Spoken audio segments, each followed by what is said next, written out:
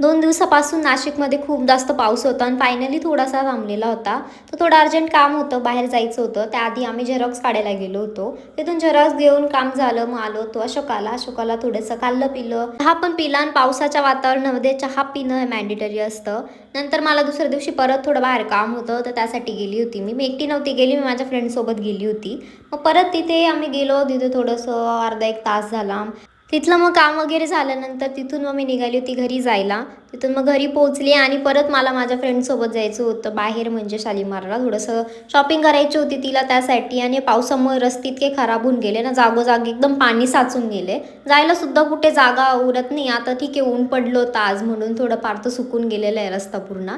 आणि मग शालीमारला पोहोचलो आणि एवढं पाणी जमा झालेलं आहे जागोजागी, खड्डे तर विचारूच नका. माहित नाही ते खड्डे आता कधी नीट होणार आहे. आणि मग तिथून घरी गेलो, चहा आणि डोनेट पण खाल्लं होतं, पण मी त्याचे व्हिडिओ घ्यायचं विसरून गेले कारण की आम्ही बोलत बसलो होतो म्हणून.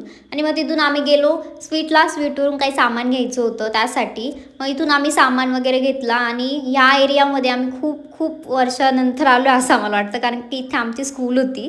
बरं ते जाऊ दे. तिथून मग मी घरी आले. मग मला स्वयंपाक करायचा होता. तिथे पोळ्या टाकत होती मी. आणि आज मी फक्त एवढी क्लिप घेतलेली आणि बाकी जे बनवले फक्त त्याचं लास्टला क्लिप घेतली आहे, कारण की मी एवढे व्हिडिओ बनवते, एवढे क्लिप घेते आणि मग त्याचा आपल्याला इम्प्रूव्हमेंट दिसत नाही, तर मग व्हिडिओ घ्यायची पण इच्छा राहत नाही. कधी कधी असं होतं की डिमोटिवेट होऊन जातं. परत ते ठीक आहे होत राहतं ते हळू कधी ना कधी. मग ते जेवण झालं, भूक लागली होती, पटकन जेवण केलं आणि असं होतं दिवस. बाय.